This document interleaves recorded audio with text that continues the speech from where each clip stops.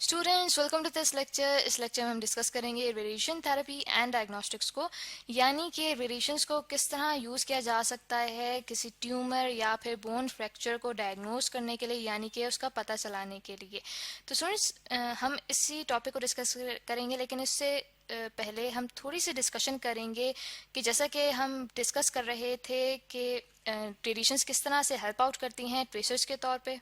ठीक है, यानी कि जो केमिकल रिएक्शंस होते हैं उनकी डायरेक्शन पता चलाने के लिए जो ट्रेसेस को यूज़ किया जाता है, उसके लिए रेडिएशंस किस तरह से करामत साबित होती हैं। तो उसी को थोड़ा सा यहाँ पे हम डिस्कस करेंगे फर्दर कि प्लांट्स में भी ट्रेसर्स को यूज़ किया जा सकता है मुख्तलिफ प्रोसेसेस की डायरेक्शन को जानने के लिए, जिसमें हम देख सकते हैं कि डिफरेंट टाइप के जो मिनरल्स होते हैं उनकी डिस्ट्रीब्यूशन कैसे होती है रूट्स के थ्रू। तो यहाँ पे हम लिख लेते हैं कि डिस्ट्रीब्यूशन ऑफ डिफरेंट को मैं यहाँ पे सिर्फ DIFF से शो कर रही हूँ। Different minerals through roots. ठीक है, थ्रू रूट्स। तो स्टूडेंट्स ट्रेसर्स के थ्रू डिफरेंट टाइप के रिएक्शंस देखे जा सकते हैं प्लांट्स में, जैसे कि एब्जॉर्प्शन ऑफ कार्बन डाइऑक्साइड। ठीक है, एब्जॉर्प्शन ऑफ कार्बन डाइऑक्साइड, यानी कि कार्बन डाइऑक्साइड कैसे एब्जॉर्ब करते हैं प्लांट्स, ये देखा जा सकता है इन ट्रेसेस के थ्रू। इसी तरह से जो फोटोसिंथेसिस का प्रोसेस है वो कैसे होता है इन प्लांट्स में, वो भी देखा जा सकता है ट्रेसेस के through.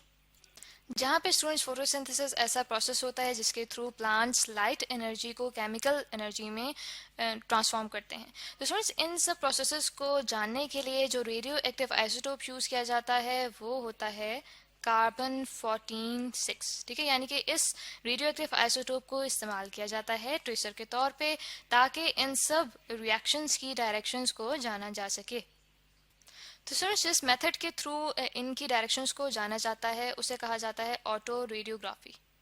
Auto radiography auto radiography students, इसमें क्या होता है कि जब ट्रेसर इंसर्ट किया जाता है एक लिविंग ऑर्गेनिज्म के अंदर, तो वही रेडियो आइसोटोप रेडिएशंस को एमिट आउट करता है। फिर उसी ऑर्गेनिज्म के इमेजेस लिए जाते हैं फोटोग्राफिक प्लेट के ऊपर। ठीक है, फोटोग्राफिक प्लेट के ऊपर इमेजेस लिए जाते हैं, जहाँ पे जिस जिस जगह पे रेडियो आइसोटोप रेडिएशंस को एमिट आउट करेगा वहाँ पे हमारे पास डार्कर इमेजेस आ जाएंगे। तो स्टूडेंट्स यहाँ पे आप एक इमेज देख सकते हैं जिसमें एक लीफ के इमेजेस लिए गए हैं और इसके अंदर कार्बन का रेडियो आइसोटोप इंसर्ट किया गया है। और आप देख सकते हैं कि जहाँ जहाँ पे हमारे पास डार्क इमेजेस हैं, ठीक है, यानी कि डार्क जगह आ रही हैं, ये वो जगह हैं जहाँ पे डिस्ट्रीब्यूशन ऑफ कार्बोहाइड्रेट्स का हमें पता चल रहा है कि किस तरह से इस पत्ते के अंदर कार्बोहाइड्रेट्स जो हैं वो डिस्ट्रीब्यूट हो रहे हैं। तो ये हमें पता चल रहा है ट्रेसर की मदद से, जो कि हमने इंसर्ट किया है कार्बन का रेडियो एक्टिव आइसोटोप। तो यहाँ पे हम लिख लेते हैं कि ये हमारे पास इमेज है, image for distribution of carbohydrates। ठीक है, ऑफ कार्बोहाइड्रेट्स। ठीक है, डिस्ट्रीब्यूशन ऑफ कार्बोहाइड्रेट्स का हमारे पास ये इमेज है एक लीफ के लिए। तो स्टूडेंट्स यहाँ तक अब हमने डिस्कस कर लिया कि किस तरह से रेडिएशंस को इस्तेमाल किया जा सकता है ट्रेसर्स का मेथड यूज़ करते हुए।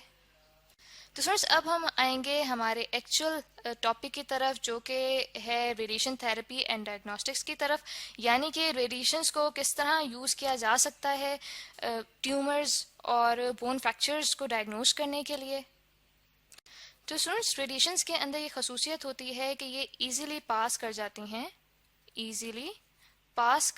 हैं ये फ्लैश में से। ठीक है, यानी कि जो इंसान का मसल्स होते हैं उनमें से ये इजीली पास कर जाते हैं। इसी तरह से बोन्स के अंदर क्रैक्स होते हैं, ठीक है, या फिर कोई फ्रैक्चर्स हुए हुए होते हैं बोन्स के, उनमें से भी ये रेज आराम से पास हो जाती हैं। ठीक है, फ्रैक्चर्स ऑफ बोन्स।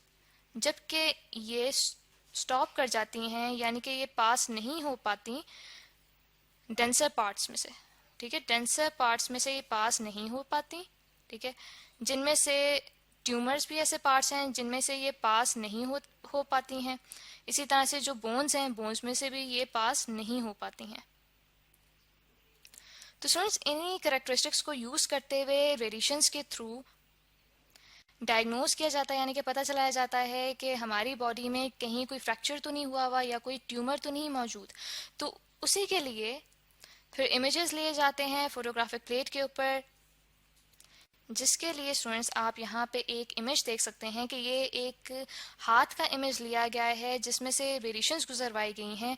और रेडिएशंस के थ्रू स्टूडेंट्स आप ये देख सकते हैं कि जैसे कि मैंने आपको बताया था कि जो रेडिएशंस हैं वो इजीली पास हो जाती हैं उन जगहों से जहाँ पे कोई फ्रैक्चर्स हों, ठीक है, या फिर मसल्स में से इजीली पास हो जाती हैं। लेकिन जहाँ जहाँ पे बोन्स होती हैं या फिर कोई ट्यूमर्स होते हैं वहाँ से ये पास नहीं हो पाती। तो यहाँ पे आप देख सकते हैं कि जो हमारे पास इमेज आ रहा है वो उन्हीं जगहों का आ रहा है जहाँ पे हमारे पास बोन्स हैं।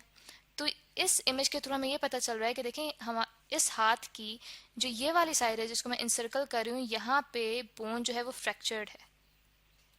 तो स्टूडेंट्स इसी तरह से दूसरे एग्जांपल हम यहाँ पे देखते हैं कि ये एक बोन का इमेज लिया गया है जब इसमें से रेडिएशंस को पास करवाया गया है।